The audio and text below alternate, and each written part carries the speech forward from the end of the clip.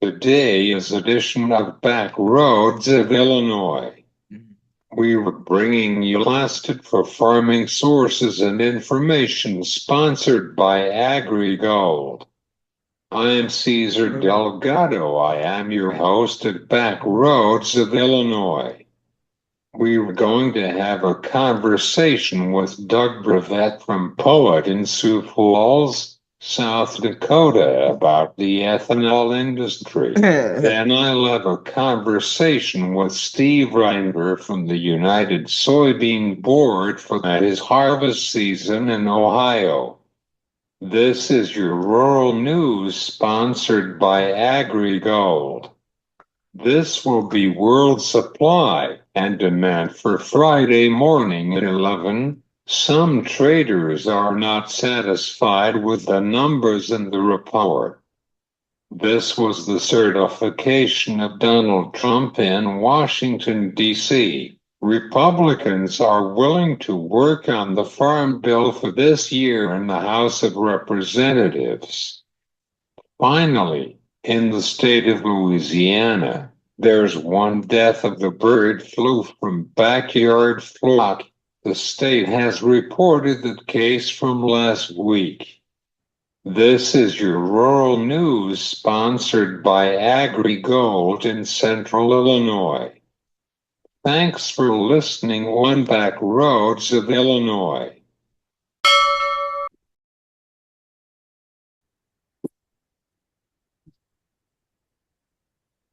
We were going to have a conversation with Doug Berenv from Poet in Sioux Falls, South Dakota, about the ethanol industry.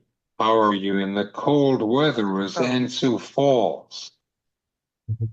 It certainly is cold here. No snow, windy and cold. Ready for summer to get back.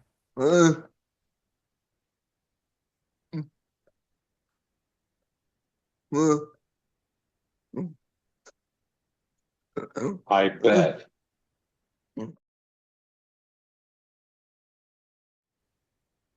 Let's discuss about the ethanol industry for right now. Could you tell us what's news about the ethanol industry for right now? Sure, Caesar, there's a lot going on right now. Obviously, number one is E15. We want to expand our domestic light duty fleet blend level from 10% in the United States to 15%. And there are a number of things that we need to do to get that done. One would be fixing the Reed vapor pressure summertime limit on sales of E15. We almost had that done here in a reconciliation bill, but at the last minute it got stripped out, and so we still have to work on the RVP issue, which is kind of a ridiculous legislation at this point, but it is what it is. We'll get it fixed at some point, and then hopefully we can expand the market for ethanol domestically in the light duty fleet. Another thing that's fairly new and important for us right now is we're working on carbon capture and storage for our industry. That's taking the CO2 off of the fermentation that corn soaked up in the growth process, capture that CO2, put it in a pipeline, and burying it underground. And the reason that we do that is not because we are putting out extra CO2. It's because for years we have been pulling oil out of the ground, oil and coal mainly, processing that and putting that CO2 into the atmosphere, which is causing more CO2 in the atmosphere. So we'd like to find a way to economically and safely help that situation, and capturing CO2 from ethanol plants is the most elegant way to do that. It also helps the ethanol industry reduce our carbon intensity score, which opens up new markets for ethanol, which is critically important for agriculture. We'll talk about that in a minute, but lowering the CI score for ethanol. It's already clean, but we can get cleaner. That helps us expand into the sustainable aviation fuel market. It helps us expand into the marine market. The marine market is huge out there, all those ships carrying cargo around the world. It helps us expand into other countries. And it also helps with our product diversification. Right now, we're providing a lot of fuel, a lot of feed, but if we're going to reduce our fossil fuel use, we also need to replace some of the other products like plastics and things like that.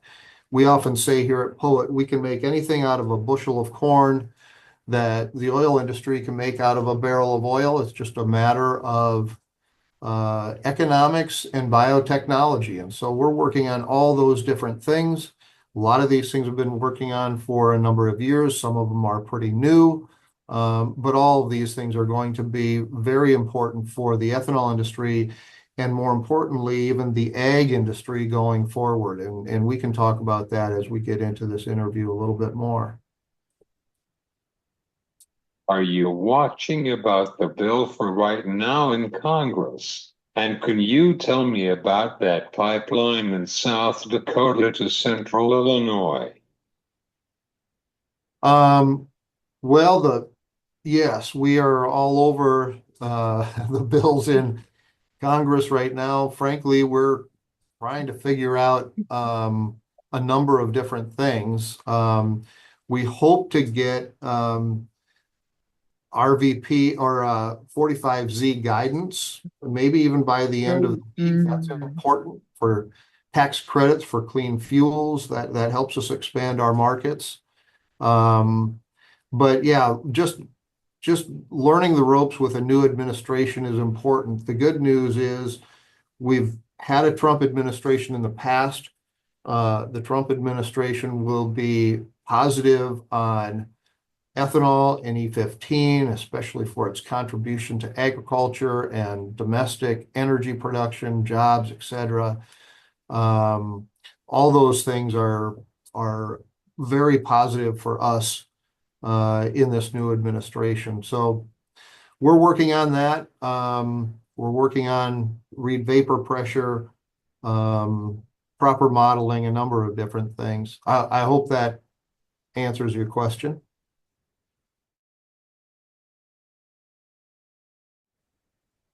Do you have any final thoughts on the E15 year around? Sure. I just want everybody to understand how important ethanol is to agriculture, to rural America, and the world, frankly. We often say around here that biofuels are the catalyst to successful agriculture, and successful agriculture is key to solving some of the world's most pressing issues, whether that's climate change, poverty, hunger, disease, energy security.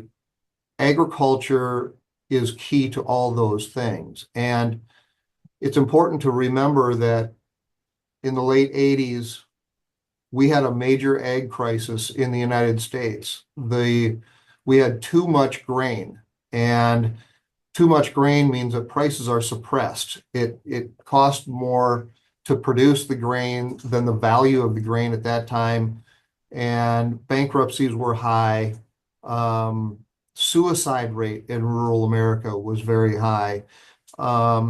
Agriculture was going bankrupt, and that really was one of the things that started the ethanol industry. Was we need a market to soak up this surplus grain.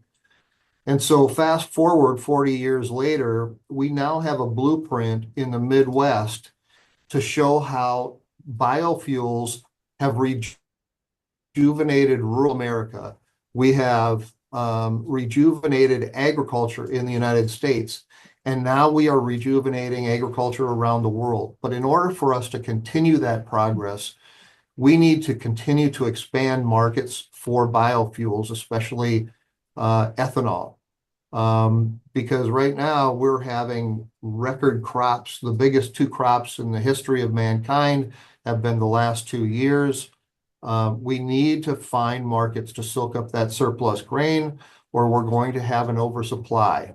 Cheap grain just does not mean cheap food. Cheap grain means that agriculture suffers. There's got to be a margin in agriculture for agriculture to meet its potential and to solve some of the world's most critical issues. So when we talk about E15, it's not just about E15, it's about its role in improving agriculture, the economy of the United States, and the economies of the world. So those are really important, and people often don't think how important more biofuels are to the overall economies of the world. I guess that would be something that I'd like to leave with your audience to think about. Right. We need agriculture and food security in the States and around the world. Absolutely, we do. And biofuels can deliver that. We don't need more land. We just need to manage the land that we have properly. Let me give you an example real quick, Caesar.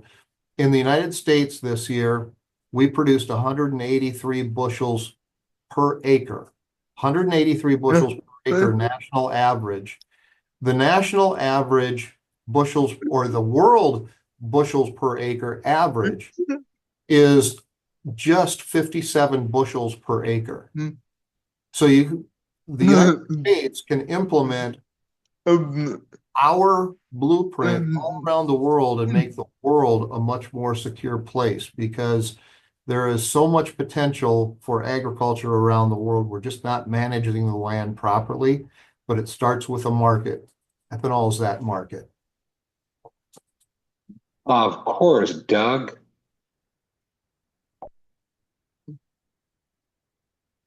Thanks, Doug. You're very welcome, Caesar. It's good to see you again. Look forward to our next conversation. This is Doug Berenv from Poet on Back Roads of Illinois.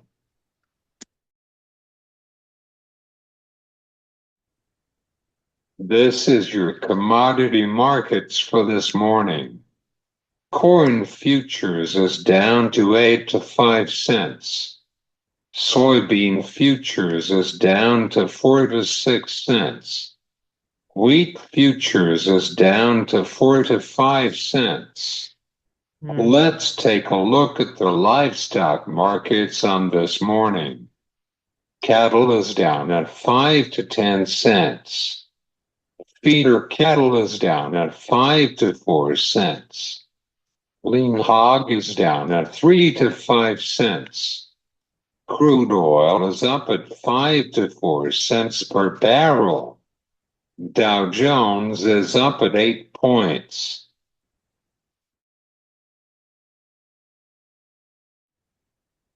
Thanks to Doug Berenv from Poet in Sioux Falls, South Dakota.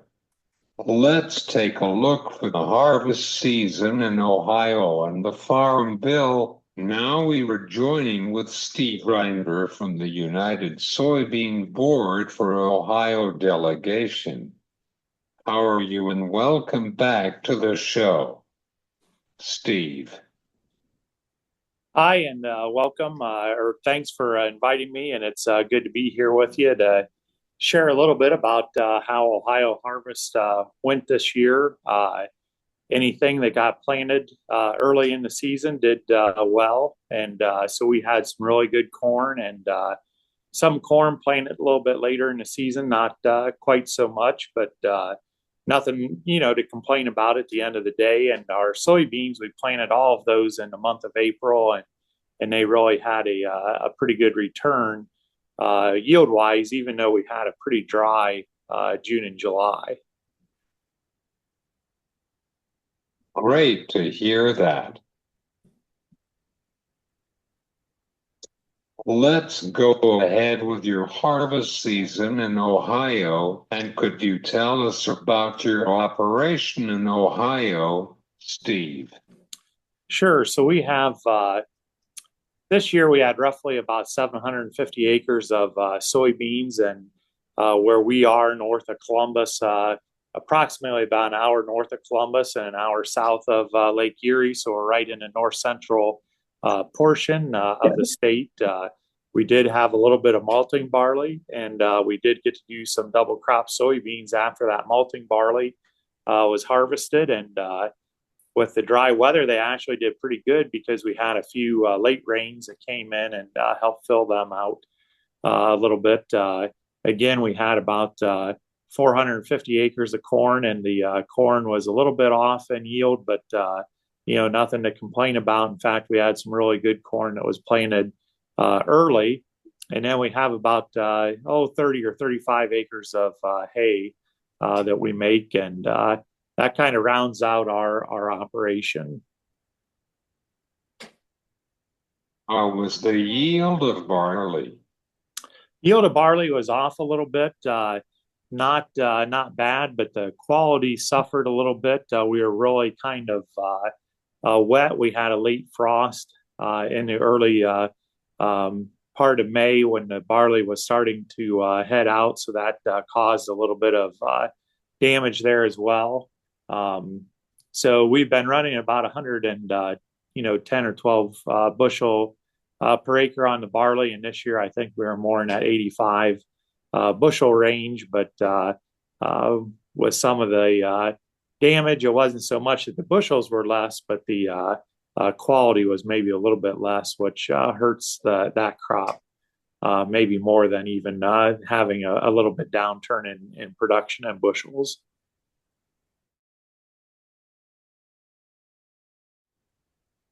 What is your position on the United Soybean Board for today's deal with the Farm Bill and 35Z? Well, so at the United Soybean Board, I'm the past chairman. So we deal with checkoff related issues. So I really can't discuss much about the Farm Bill or 45Z. Those are issues that we would turn over to the American Soybean Association for comment. But what I can tell you is that we do have a good biofuels program in place at the United Soybean Board, and we're currently working with the Clean Fuels Alliance here in the United States. And one of the things that we're really working with is pushing use in our railroads and our shipping over the oceans, the big ships that carry containers and things like that, to help clean up, the emissions that they have, as well as biofuels. We're working on sustainable aviation fuel and how soybeans are going to be able to, be a bigger player in sustainable aviation fuel as well.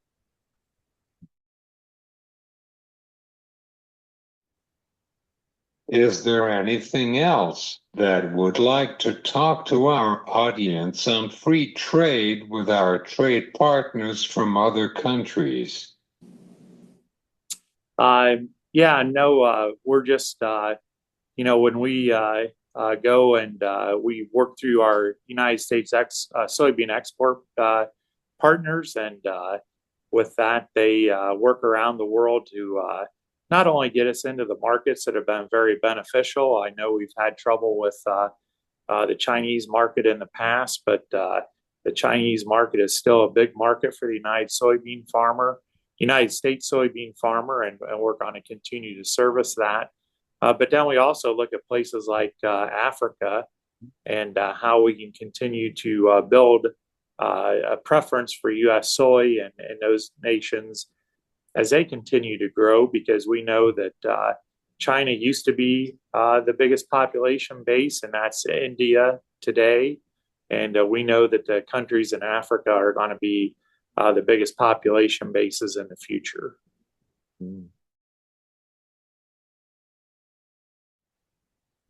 Why we need exported to China?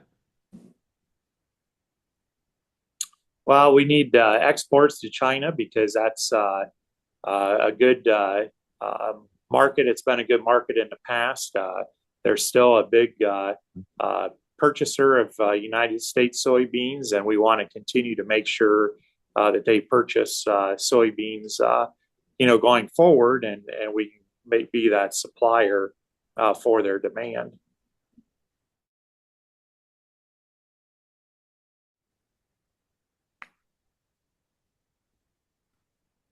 Do you have any final thoughts on this Farm Bill and 35Z?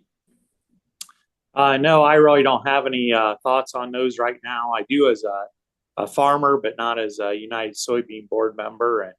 And I did get out of a meeting. I was with the American Soybean Association, and that was a topic that is high on their radar, and they're going to continue to work on that. So I think it's going to, be a good discussion point as we go forward. And I would just like to thank you for having me on the podcast today. And I see you have, it looks like the University of Illinois football field there behind you. And I'm going to, be able to watch Ohio State tomorrow night. So I hope maybe you can cheer on the Buckeyes with me.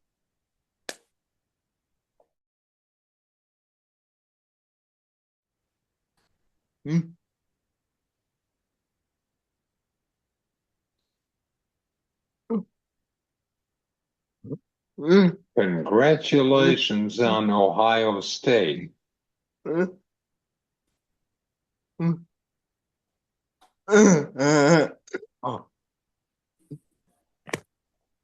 thanks a lot. And I know it's always fun to watch those football teams, and maybe we can win one for the Big Ten.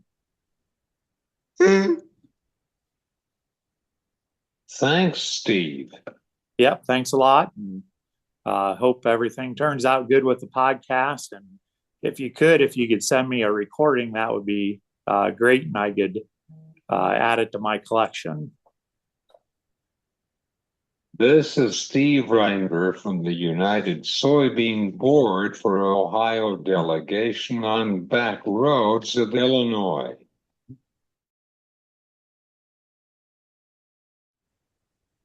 This time for the closing of the market, sponsored by Kyle Bum Studies, your commodity broker from Allendale Incorporated. Corn futures is down to 8 to 5 cents. Soybean futures is down to 4 to 6 cents for the quarter. Chicago wheat is down to 8 to 5 cents. Let's take a look for the livestock markets on this afternoon. Live cattle is down to 8 to 5 cents. Feeder cattle is down to 4 to 5 cents. Lean hog is down at 3 to 4 cents. This is the closing of the market, sponsored by Kyle Bum Studies, your commodity broker from Allendale Inc.